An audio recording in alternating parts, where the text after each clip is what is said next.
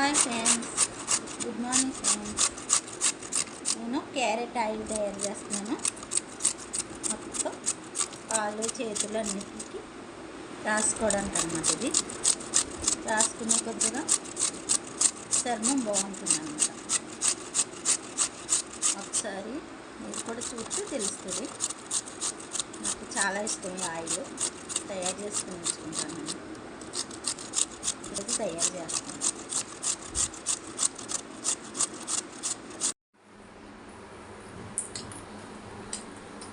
Hi friends, అర KG కొబ్బరి నూనె వేసాను. అర కేజీ కొబ్బరి నూనె సీసాతో సీసాడు వేసాను. ఇదేమో కొంచెం మరిగాక క్యారెట్ వేస్తాను. వేసి మరగబెడతాను. ఈ ఆయిల్ రోజు ముఖానికి చేతులకి ఒంటికి రాసుకుంటే శరీరం చక్కగా తేమగా ఉంటుందన్నమాట. ఫ్రెండ్స్, ఇదిగో క్యారెట్ 2 క్యారెట్లు తురిమాను నేను. ఒక 10 మినిట్స్ అయింది. ఈ 10 మినిట్స్లో మనం నెమ్మదిగా వేసుకోవాలి ఫ్రెండ్స్. పొంగు వచ్చేస్తుంది. మంట దింపేసుకోవాలి. తిప్పుతూ వేయాలి. అప్పుడు పొంగు రాకుండా ఉంటుంది అన్నమాట. నేను గట్టి తీసుకోవటం మర్చిపోయాను.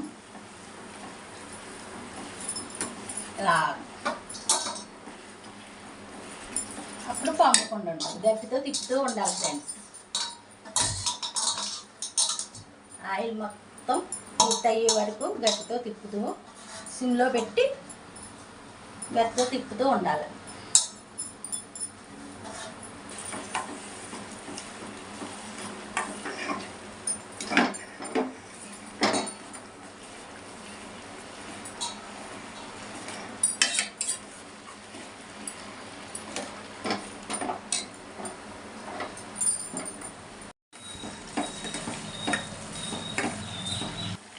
ఫ్రెండ్స్, ఇందులో బాదం నూనె వేయాలి. అసలు బాదం నూనె కూడా కలపాలి. బాదం నూనె లేక నేను ఏం చేశాను, బాదం పలుకులు వేస్తున్నాను. ఇది కూడా ఆయిలే కదా, పొట్టేస్తున్నాను అనమాట. సరిపోతుంది నాకు అలా.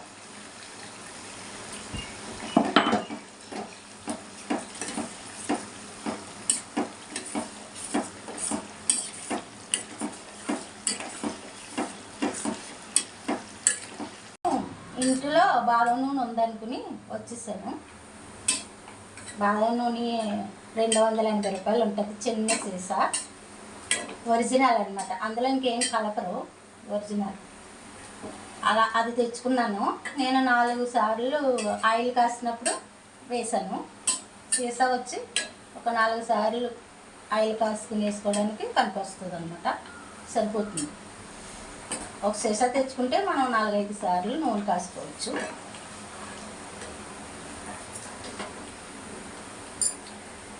అందుకే ఇంకా లేదు, చూస్తే లేదు, అయిపోయింది.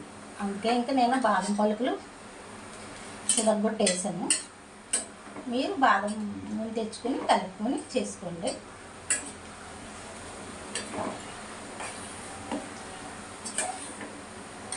ఒక బాదం నూనె సీసా తెచ్చుకుంటే చిన్నది, చిన్న బాటిల్ అనమాట. 280 రూపాయలు. అది 4 పట్లు మనం తయారు చేసుకోవచ్చు. ఆయిల్, క్యారెట్ ఆయిల్ తయారు చేసుకోవచ్చు అనమాట. అయిపోయింది ఫ్రెండ్స్. కట్టేసాను నేను స్టవ్. ఇలా బ్రౌన్గా వచ్చే వరకు, నొగరంతా పోయేలాగా ఇలా బ్రౌన్ వచ్చేయాలన్నమాట. ఇంతవరకు మనం తిప్పుతూనే ఉండాలన్నమాట. ఇప్పుడు వచ్చేసింది కదా, అయిపోయింది ఆయిల్. ఇంకా దించేస్తాను నేను.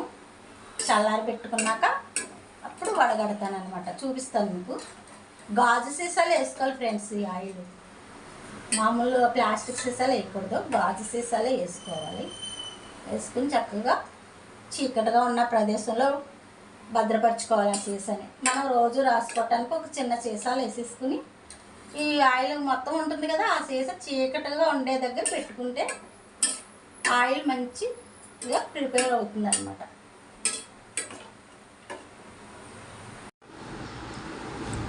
ఆయిల్ వడకట్టేసాను. అది అలా ఉంచి బాగా చల్లగా అయిపోయాక ఫ్రెండ్స్ కాసేపు చల్లారాలి, బాగా చల్లగా అయ్యాక అప్పుడు సీసాలు వేయాలి.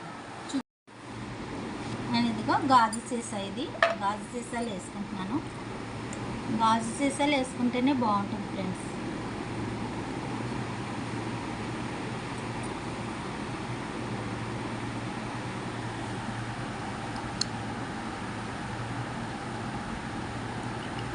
ఆయిల్ ఉందండి. ఫ్రెండ్స్, ఇలా గాజు సీసాలు వేసుకున్నాను. నేను రోజు రాసుకోవటానికి ఈ సీసాలు వేసుకుంటాను అనమాట. ఇది ఒక దగ్గర పెట్టేస్తాను, చీకటిగా ఉన్న ప్రదేశంలో పెట్టేస్తాను. కొంచెం కొంచెం తీసుకుని ఇందులో రాసుకోవడమే. క్యారెట్ ఆయిల్ అయిపోయింది.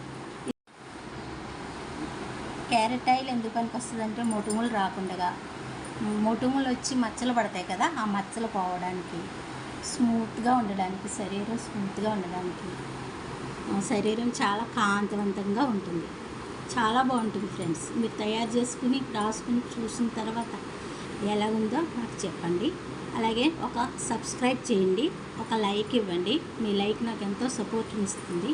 నేను ఇంకా ఇటువంటి మంచి మంచి వీడియోస్ తీసి ఎస్డివి సాయి ఛానల్లో పెడతాను ఫ్రెండ్స్, చూద్దరు.